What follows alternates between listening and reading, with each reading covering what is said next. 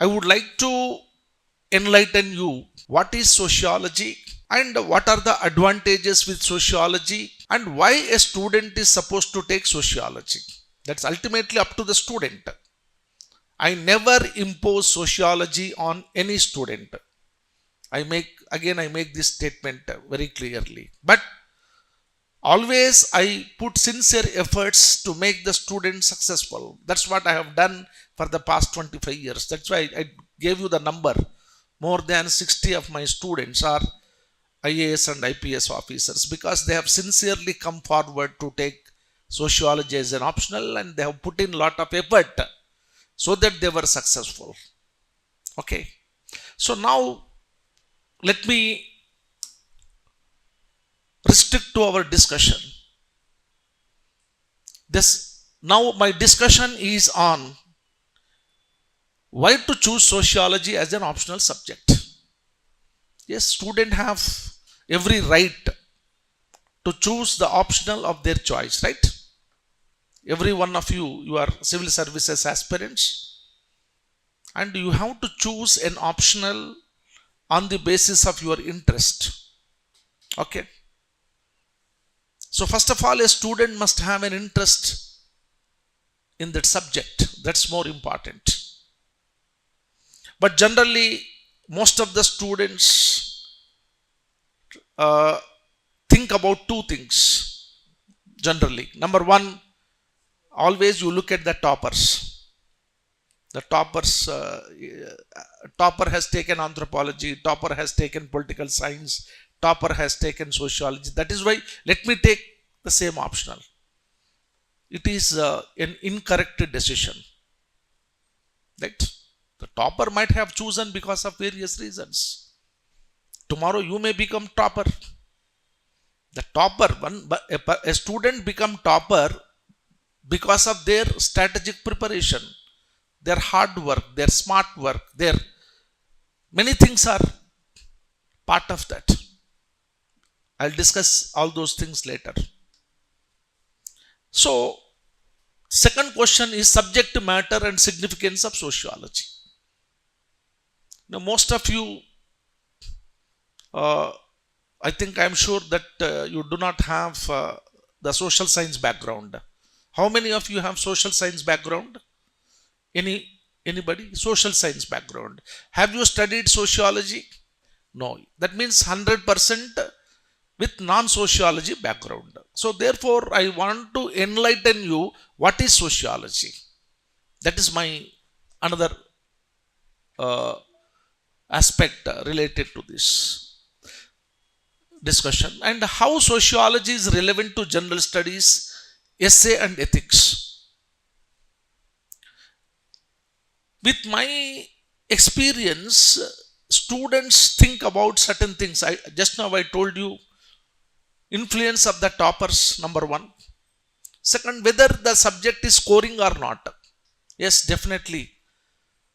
You opt a subject not to become a scientist, right? Supposing if you want to take sociology, you don't want to become a sociologist, right? If you want to take anthropology, you don't want to become an anthropologist. Your ultimate goal is what? To score good marks. You want to become an IAS officer. That's all. How to get more marks through this subject and how to be selected for IAS. So whether the subject to chosen paves the way to get good marks and ultimately attain your goal or not. That's one aspect. So in this context, I said how to score good marks in sociology. Then how sociological perspective contributes to personality development. Ultimately, as far as your civil services exam is concerned,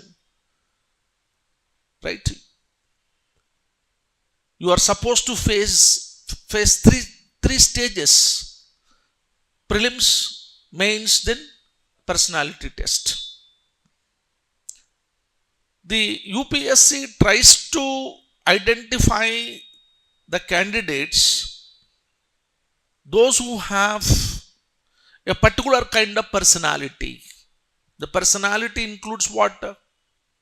Your presentation skill, decision making, confidence level, many things are examined in UPS. Understanding over the society at large. So whether you have those qualities or not, such qualities are tested as part of your interview. So whether sociological knowledge contributes to have a comprehensive understanding on Indian society, and whether that results into personality development or not. So these are the aspects. I want to confine my discussion to these aspects. Then first let me discuss why to choose sociology as an optional subject. Again, with my long experience, almost 99% of the students who were selected, they were with non-sociology background. Almost for the past 25 years, I have seen the students who have taken coaching, and of course, most of them, they have been settled in their settled in different jobs. Many of them, they got civils, and others they got APPSC in those days, group 1 like that. But most of them had either engineering background or science background or management background, but very few had social science background. But still they were able to understand sociology, and they were able to score good marks. And proudly, I would like to state that many students have scored more than 300 marks in sociology. I am not exaggerating. Many students, for example, in Hyderabad, one of my students, Mr. Vishwajit, he is an IPS officer. Now I think he's a director enforcement at GHMC. He was my direct student in this 21st Century IAS Academy earlier. He got more than 300 in sociology. There was one student called Gopi Krishna. He got IAS. Now he is in Delhi. He got more than 300 marks in sociology. So I can give many examples. All these are the success stories. So my point is that a student with any kind of academic background can understand sociology. Why? Because sociology is the scientific study of human society. Right? Understanding the society in which we are living. And I will discuss what is sociology. So sociology is not like a nuclear physics or nuclear science, right? Sociology is concerned about human society. And every student can understand the content of sociology. That's one aspect. That's why it is suitable for every student, irrespective of their academic background. That's what I want to tell.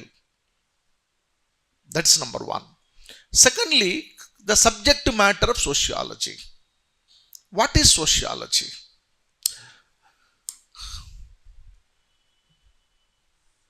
I have simplified because this is not an elaborate lecture. So sociology is simply what? Sociology is the scientific study of human society.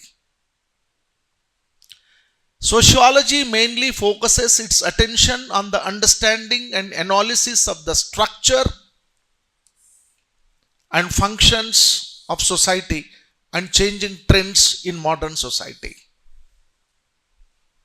Sociology is mainly concerned about understanding the modern society, a contemporary society in which we are living. Sociology is neither concerned about the past nor future. It is concerned about what? Present. What is happening around the world. That's what we study in sociology. Okay. Then sociology also focuses on the study of social relations, social processes, social inequalities, and social issues in the modern society. No individual can live in isolation, right? Can we live in isolation? Every human being has to live among human beings. That's why the social scientists, they used to say that if anybody would like to live in isolation, either he or she is a god or a beast. Beast means animal. They don't want society. But if at all we are human beings, what we need a social life, a human life. We have to live. We have to live among the people. Okay. So therefore, okay, my earlier students, they have come, they are waiting. Okay, let it be. They'll come. If they want, they come inside. Okay. So now, so sociology is concerned about what? How social relations are important. Okay. Then what kind of social processes that exist in the society? And how social inequalities emerge in the society? How society is stratified? And because of that, what kind of issues that emerge in a society? All that we discuss. No, if you look at the global society, there are a number of issues. For example, terrorism is an issue. Violence is an issue. Poverty is an issue. Unemployment is an issue. So like that, sociology is concerned about various issues that are persisting at global level and also in Indian society. Okay. Then sociology also discusses about the importance of the basic social institutions like family system, marriage system, economic system, political system, education system, and religious system for the survival and sustenance of the society. And in this context, I would like to tell you that sociology is a little different from other social sciences. Other social sciences focuses on one particular aspect of the society. For example, take economics. Economics is concerned about the economic system of the society. Take political science. It is concerned about the state, government, and politics. Psychology is concerned about the psychological aspects, emotional aspects of the human beings. But sociology is the holistic understanding of human society.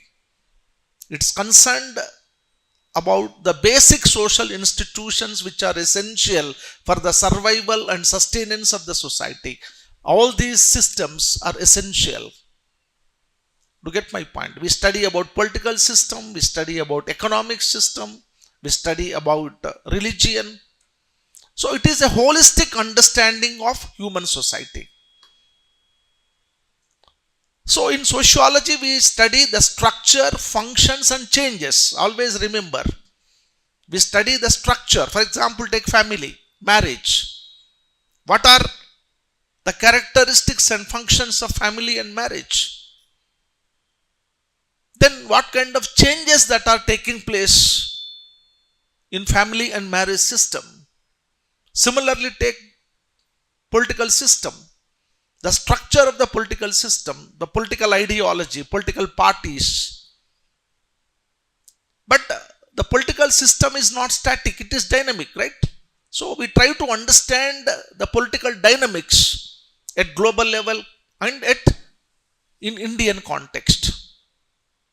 So like that, sociology mainly concerned about all these basic social institutions. In sociology, we use a specific kind of terminology called social institutions.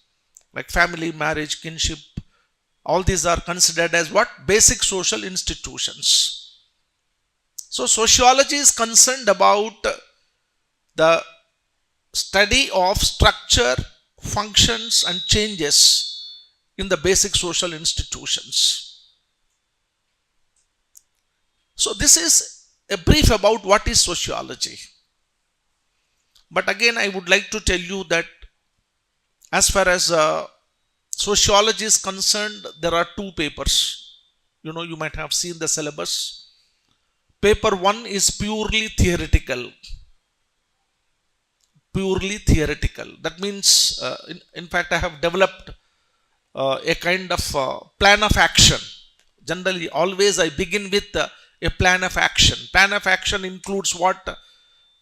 What are the topics that are very important to understand and how to prepare on those topics and how to strengthen our subject knowledge. That is called plan of action. So the plan of action is essential for paper 1 and paper 2. And as I told you, paper 1 is purely theoretical.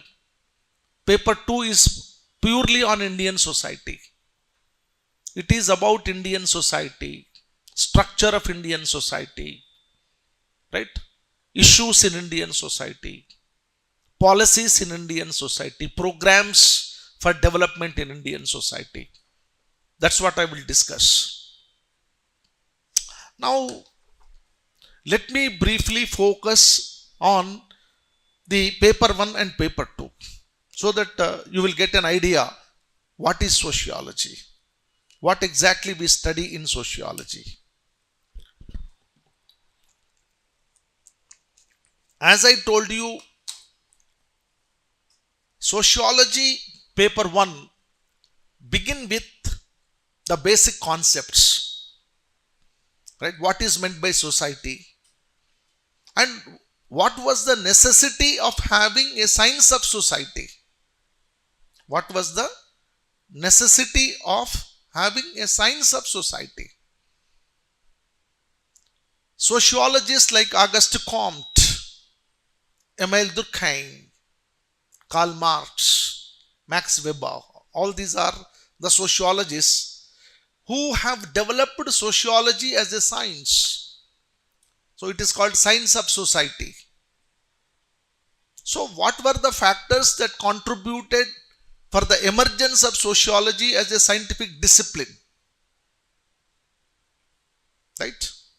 Then the founding fathers of sociology like Auguste Comte, Emile Durkheim, Karl Marx, Max Weber, Herbert Spencer, all of them, they thought there is a necessity of a separate science of society. Why? Because other social sciences are restricted to some specific aspects. But there is a need of a science through which we can understand the society in a holistic way. So we begin with how sociology has developed as a science of society and who are the social thinkers contributed for the development of sociology as a science.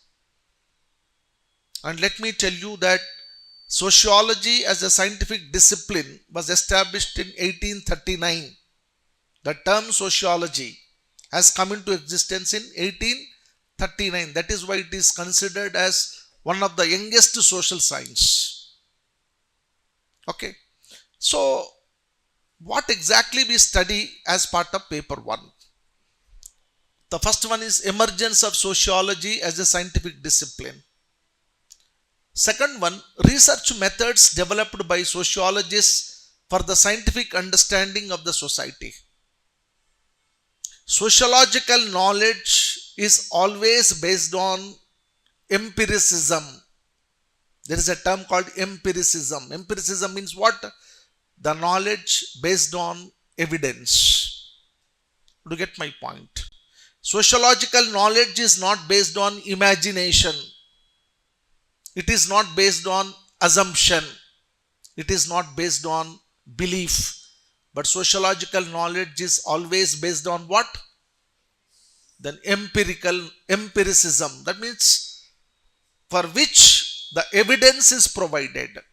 So sociologists, they study the society, they collect the data, they analyze by using certain statistical techniques, and they come out with certain generalizations.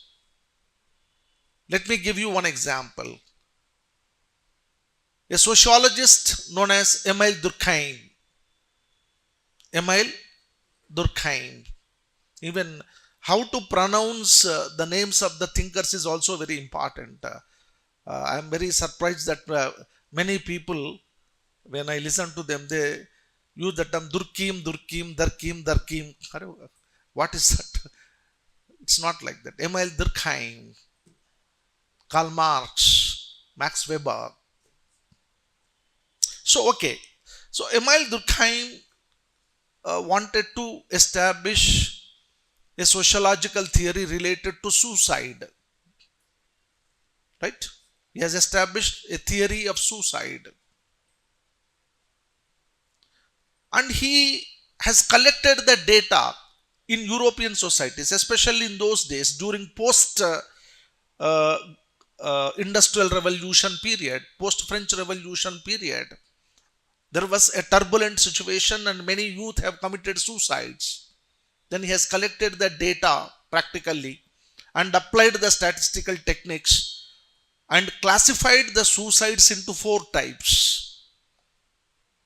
He said suicides are 4 types, like egoistic suicide, altruistic suicide, anomic suicide, and fatalistic suicide.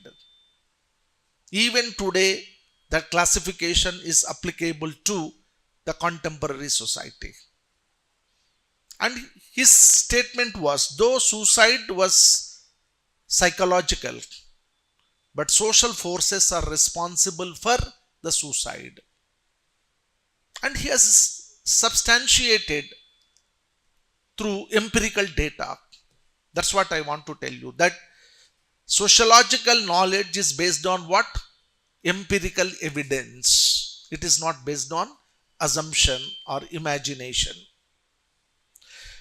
So for that, sociologists have developed 3 aspects. One is the perspective. Perspective means how we look at a society, how we look at an issue, right? So a sociologist must have a perspective. If you have a perspective, you can understand the reality in a better way.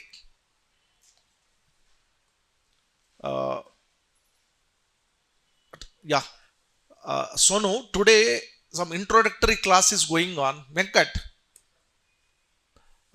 if you want, you can sit. Otherwise, we will have class tomorrow. Okay? Same time. Today, just for new students, I am giving introduction. Okay? We will have class tomorrow. Okay? Sorry for inconvenience. They were my past students here, earlier batch. In fact, for the past few days, I am discussing some important topics related to Indian society. That's why they have come. Yesterday also we had a class on some important topics related to Indian society. Okay, now, so I told you perspective. So perspective means what? How to view an issue. For example, take poverty. Look at my point. So tomorrow if you become an IAS officer or IPS officer, right, you encounter number of situations, right? You look at a poor people in the village. So how do you understand poverty? Generally, people understand a particular issue in a different way. To get my point, sometimes you may say that people are lazy, they are illiterate, they are unskilled because they are poor. Right? That is one view. Another view is lack of resources. Right? People are not adventurous, right? People do not have the access to the resources of development. That is why they are poor. And another version is people are not responsible for their poverty. The system is responsible. For example, take Marx, Karl Marx. Marx has viewed poverty from a conflict perspective. He says that poverty is not because of the scarcity of resources. It is because of exploitation. It is because of what? Exploitation. The basic nature of the capitalist society is what? Exploitation. The whole society is divided into two broad classes. One is a dominant class, a capitalistic class who own and control the forces of production. And on the other hand, you find a working class who do not have control over the forces of production. So the nature of capitalist society is what? The proletarian class or working class is always exploited by a dominant class. That invariably results into poverty. So Marx said, as long as capitalism continues to exist, and so long poverty will persist. Okay. So this is one way of looking at poverty. Okay. So therefore, sociologists have developed different perspectives to understand the society, understand social issues. For example, take violence against women. Right? If you go by the National Crime Records Bureau data, NCRB data, it says that the violence against women is increasing in Indian society. Right? Why? Why it is increasing? Why there is so much of crime against women in spite of having legislations? People give different kind of interpretations. Of course, Indian society is a patriarchal society. The patriarchy is one of the reasons for many issues. Okay. But here the point is that there is one sociologist called Anne Oakley, a feminist. Anne Oakley. What she says that though men and women live in the same society, they experience the social world in a different way. Would you get my point? Women experience the social world in a different way. Men experience the social world in a different way. So therefore, we need to understand the problems of women from the point of view of women by the women.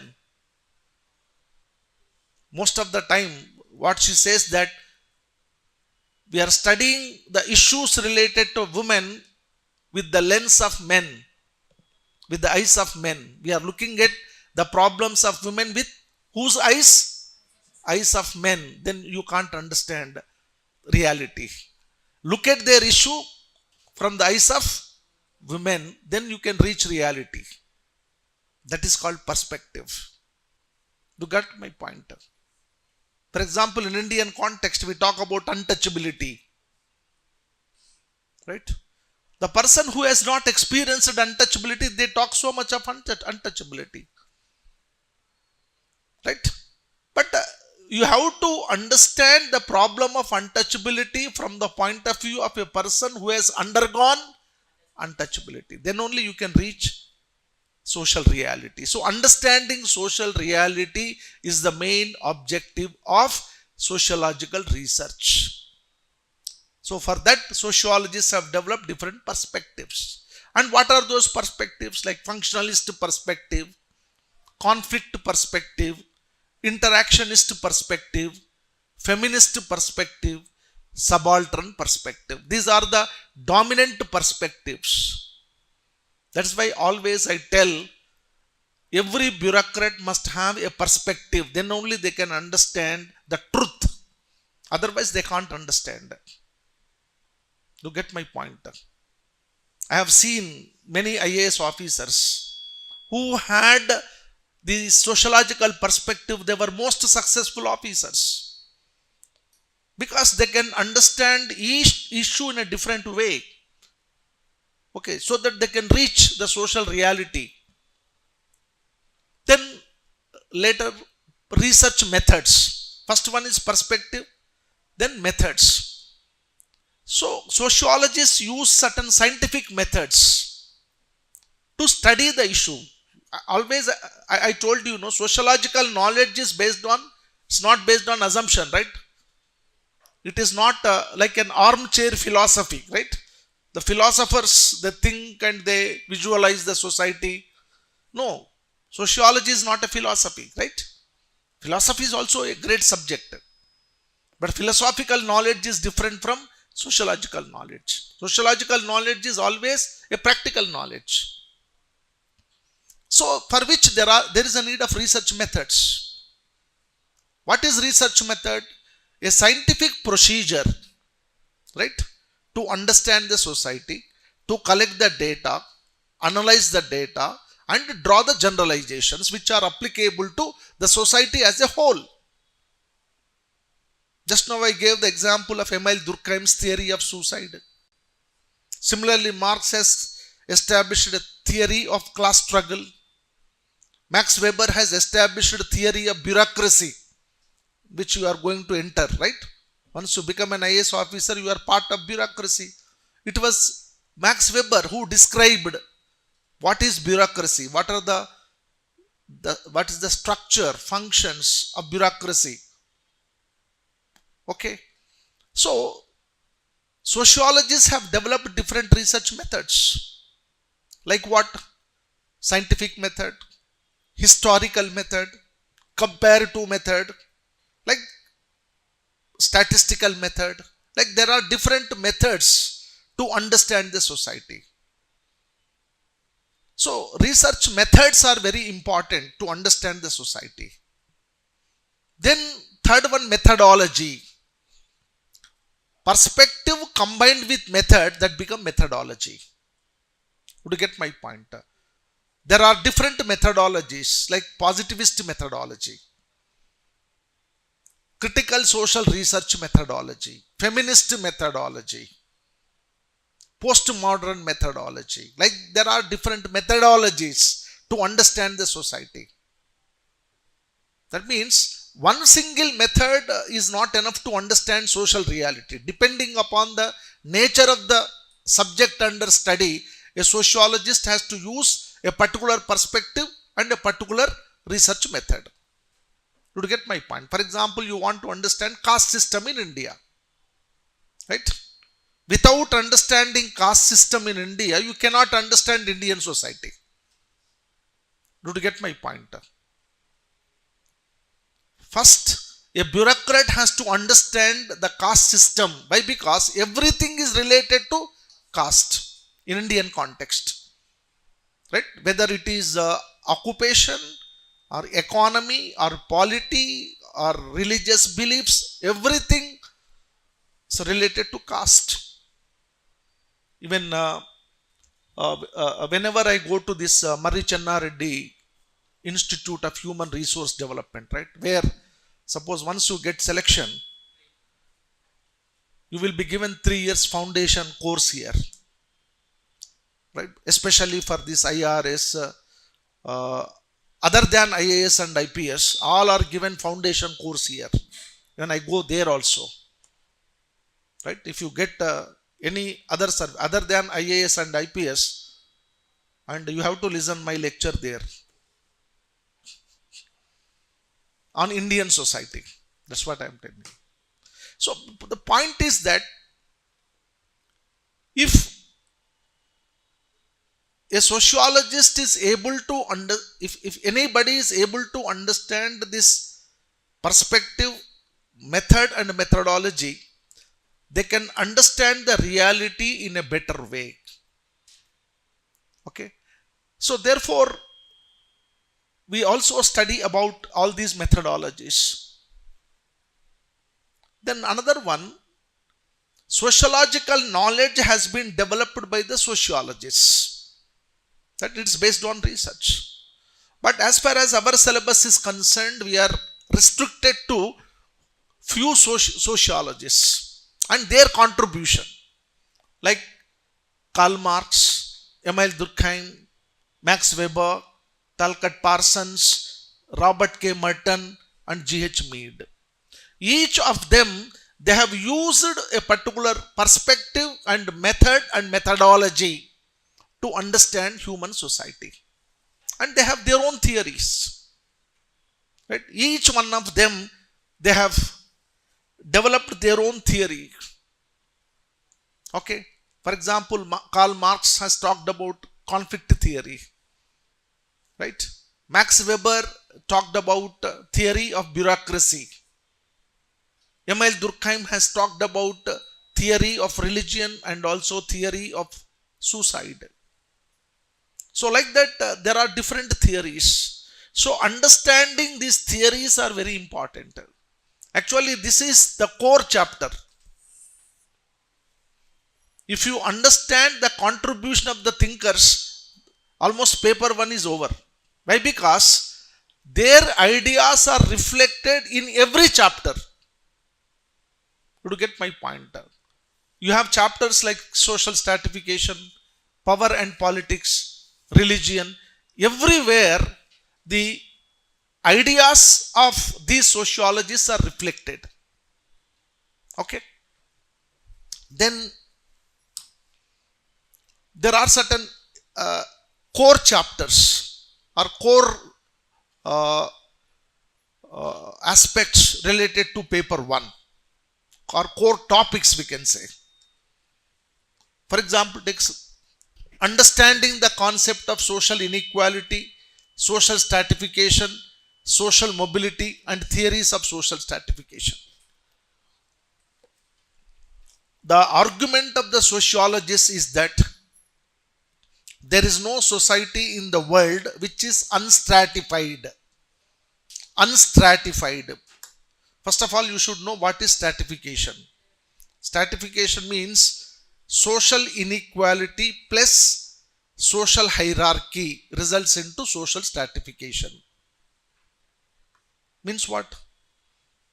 You take any society, society is differentiated. That is called social differentiation. Here, male, female, social differentiation. Right? Rich and poor, social differentiation. So one sociologist called Talcott Parsons, he says that social differentiation is based on 3 important characteristics of human beings. Right? One is the biological nature, like male, female.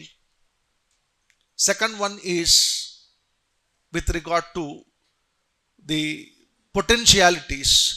Human potentialities are not uniform, right? Intelligence, for example, intelligence is not uniform, right? It varies from person to person. Similarly, wealth is not uniformly distributed. So he used different terms like possessions, right? Intelligence, like on the basis of certain factors. He says that in every society there is social differentiation. And where there is a differentiation, that results into social inequality. That people are unequal. In every society, people are unequal. And where there is social inequality, they are not only divided into unequal groups, but they are arranged in a hierarchical order. That is called ranking order. That is called stratification. So there are certain dimensions of social stratification. For example, take race, class, caste, gender. All these are the different dimensions of social inequality as well as social stratification. For example, take American society. Always whites are considered superior to the blacks. Right? There is even today, there is so much of discrimination against the blacks. They are suppressed. They are discriminated. They are exploited. right? This is stratification. For example, in Indian context, we have a caste stratification, right? Broadly, the Hindu society is divided into 4 varnas like Brahmana, Kshatriya, Vaishya, Shudra. And these are fissioned out into almost around 6,000 caste groups. All of them are arranged in a hierarchical order. Some are considered higher, some are at middle level, some are at bottom level. Right? So, the privileges enjoyed by a person and the disabilities suffered by an individual are associated with caste. Gender, for example, in all patriarchal societies, men are considered superior to women. So this is stratification. So there are theories of stratification. Again, I told you, like Marx, Weber, Parsons theories, we study here. How stratification emerged? What were the factors that contributed for the rise of stratification? What are the different forms of stratification? That we discuss. The next one is economic system. But here we discuss about not exactly economics, but economic system. How the different types of economic systems have emerged in different societies. For example, we have primitive society, right? Rural society, which we call agrarian society. We have an industrial society, right? All these societies have different kind of economic systems. To get my point, suppose you go to tribal area, they also have economy, but their economic system is different from the kind of economic system which we have. So like that, we study about the different kind of economic systems that exist in different societies, like primitive economy, agrarian economy, industrial economy, post-industrial economy, all that we discuss. Today we are at the post-industrial stage. We have crossed that. That's why we use the term called post-modern stage. Modern and post-modern. Do you get my point? Earlier we were at modern stage, but now we have moved to post-modern or post-industrial. Why post-industrial? Why we use post-modern? Why not modern? Today, human life is dictated by technology. Do you get my point? Again, let me tell you, when I started my teaching 35 years back, we used to have a blackboard and chalk. We used to write. Okay. Then even when I started teaching in Ashok Nagar 25 years back, blackboard, teaching, the chalk, papers, even we used to distribute the notes in the form of Xerox papers. A very simple classroom, right? Not sophisticated chairs, nothing.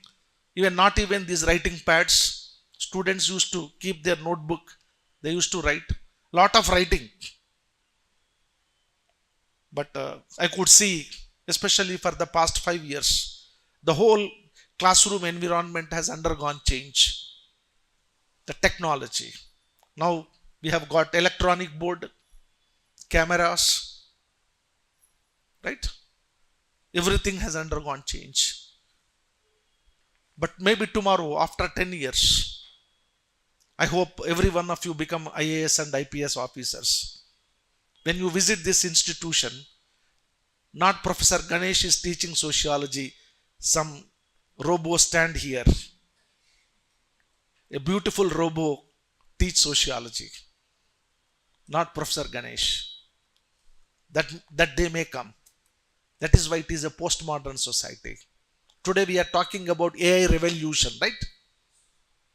Chat GPT. Now that is the big problem for UPSC now.